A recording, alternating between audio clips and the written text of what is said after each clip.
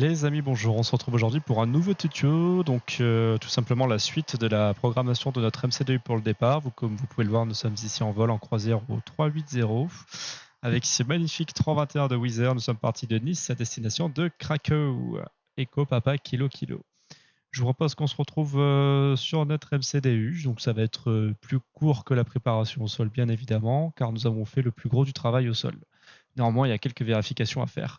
Donc tout simplement sur le MCDU, sur la préparation au sol, on avait un mémo technique qui était le diffrip. Je vous renvoie sur la vidéo si vous ne l'avez pas vu, si ça vous intéresse. En haut à droite, vous pouvez cliquer normalement sur le petit lien qui va s'afficher.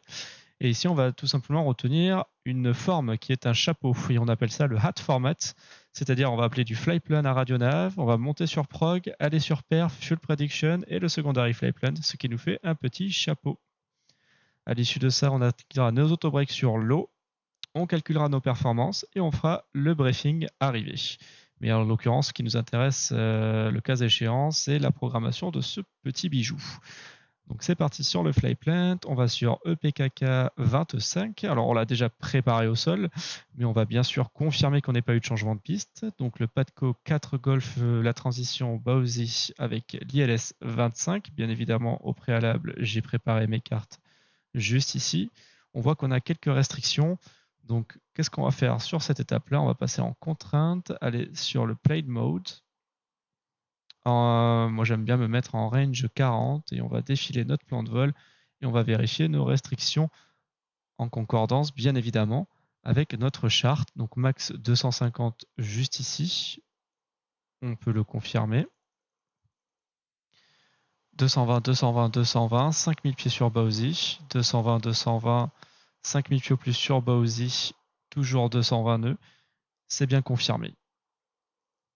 Donc on a vérifié notre arrivée. Une fois que ça s'est fait, on va passer sur les RadNav page. Nous avons l'identifiant de l'ILS qui est Kilo Romeo Whiskey avec la fréquence 110-30.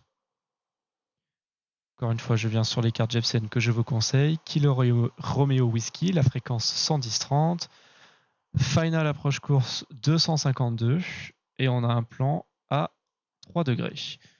252, 251, 1 degré de déviation, c'est dans les tolérances et nous avons un plan de 3 degrés. Ensuite, on va monter sur la page prog et sur le même principe que le départ, on va régler la distance du threshold de la piste 25. Pour cela, je tape l'identifiant Follitures, donc ICAO, Echo Papa Kilo Kilo de notre aéroport et le numéro de la piste, 25. Ce qui va nous donner la distance, notre position, le bearing et la distance du threshold. Tout simplement, ça va nous aider à avoir plus de redondance, plus de situation awareness, savoir où on est, savoir se situer par rapport à la piste. Et surtout, si on est en guidage radar et qu'on ne suit pas la procédure qu'on a rentrée initialement dans la page Flyplan, de savoir notre distance, vous faites votre altitude x3 et ça vous donne la distance à laquelle vous devrez être normalement. Voilà. Ensuite, les amis, on va, donc toujours notre petit chapeau, on va sur la page perf, next phase. On arrive sur les pages performance descent. Si vous êtes un peu en retard comme moi je le suis, vous pouvez tout simplement modifier vos vitesses manage pour la descente. Donc pour un cost index de 10, en l'occurrence, il a calculé 0.76/263. Moi, je veux un Mach 0.78 et à la conjonction /300 nœuds. Ça, on peut le forcer sans changer le cost index. C'est plutôt sympa. On passe sur Next Phase, qui est l'approach phase. On va demander la météo, toujours sur notre menu AOC. C'est pour ça d'ailleurs que je vous recommande toujours cette vue qui est bien pratique. On peut travailler confortablement avec nos deux MCDU.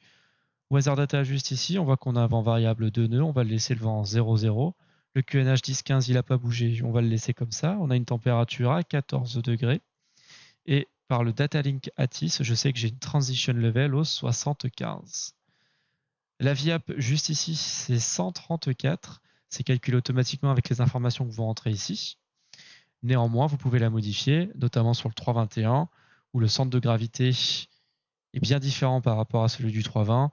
Il existe quelques techniques où on essaye d'ajouter quelques nœuds sur notre VAP juste ici pour essayer d'avoir notre centre de gravité dans le vert, où certains pilotes par convention ajoutent 3, 4 ou 2 nœuds. Je crois de mémoire qu'on peut aller jusqu'à plus 15, mais bon là il n'y a pas vraiment d'intérêt.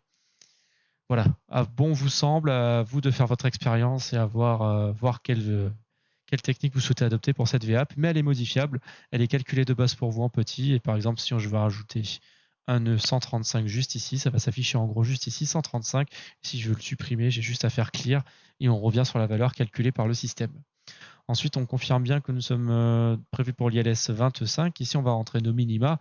Ça fera l'objet d'une vidéo. C'est quoi le barreau? C'est quoi le radio? Tout simplement, le barreau, c'est des minima qui seront en référence barométrique avec votre QNH et les valeurs du jour. Et radiométrique, ce sera des références par rapport au sol. Ce sera votre radio-altimètre, les deux sondes qui sont à l'arrière de l'avion, qui vont calculer votre hauteur par rapport au sol.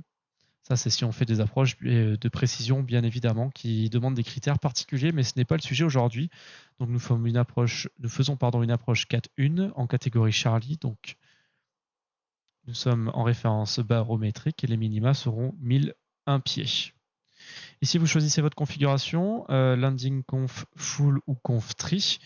Conf full pour aujourd'hui, mais si jamais on avait voulu faire un conf tri, il y a 3 actions qui se situent après celui-là. Donc la première, je sélectionne conf tri.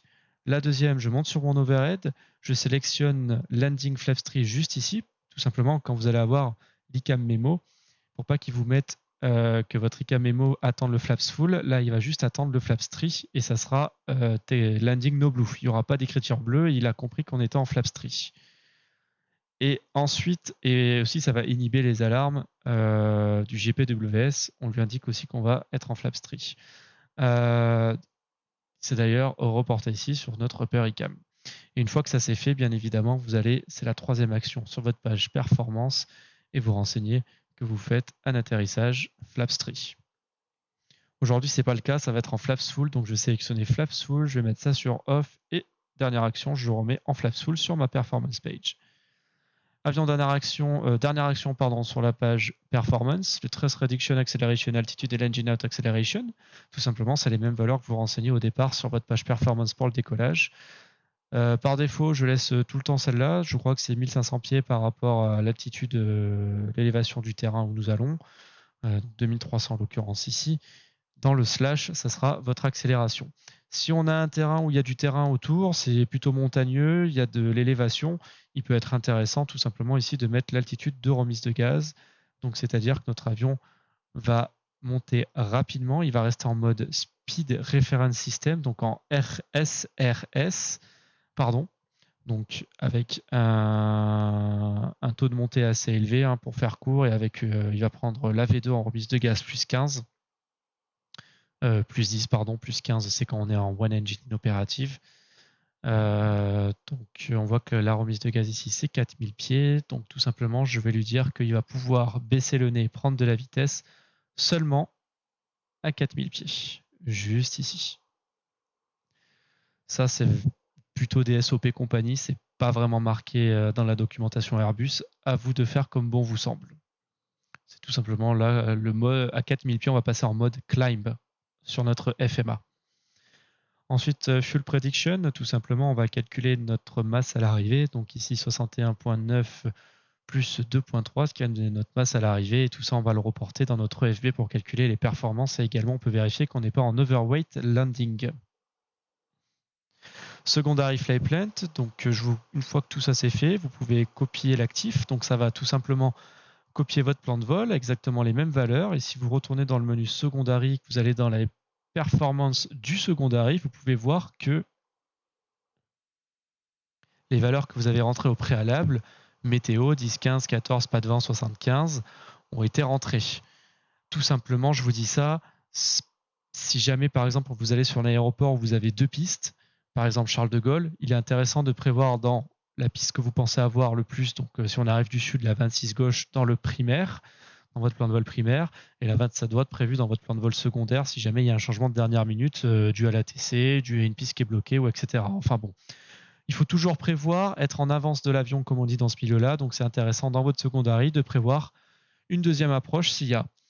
Et tout simplement le fait de copier le secondary après avoir fait le premier flight plan et avoir renseigné les performances, vous n'avez pas à renoter toutes les informations météo car elles ont été déjà copiées. Vous avez juste à changer les minima s'ils ne sont pas les mêmes pour la seconde approche que vous prévoyez de faire.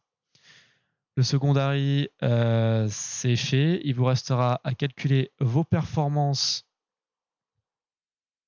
dans votre EFB sur ce petit icône. Donc la 25, la piste est dry, le vent a été appliqué, nous avons prévu d'atterrir 64,5 tonnes. En auto-break,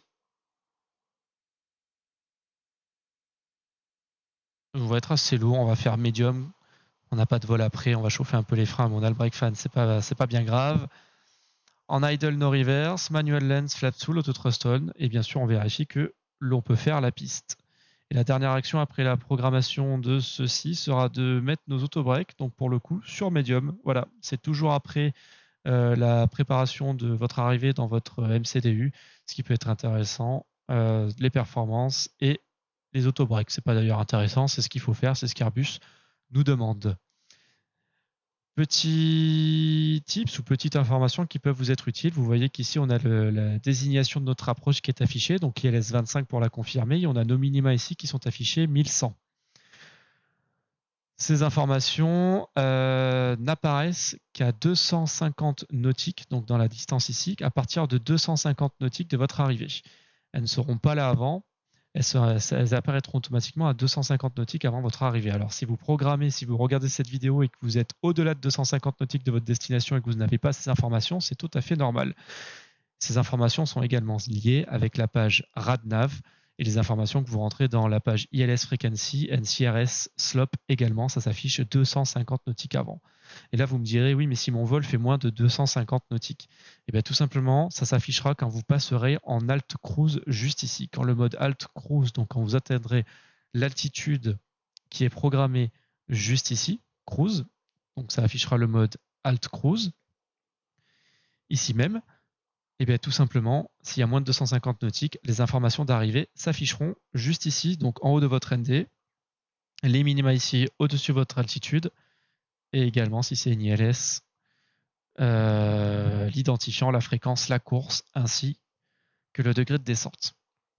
J'espère que ce petit tuto vous a plu, que c'était clair, précis, concis, et si jamais vous avez des remarques, des questions, n'hésitez pas à les poser en commentaire, n'hésitez pas à vous abonner à ma chaîne YouTube, ça fait extrêmement plaisir. Et je vous rappelle également que nous avons un Discord de disponible, le lien disponible dans la description. Si jamais vous avez des questions qui ne peuvent attendre, je suis souvent en vocal dessus, ou des amis qui sont également pilotes de ligne sur A320 sont en vocal dessus et pourront vous aider. Vous verrez, ils ont le grade Helper.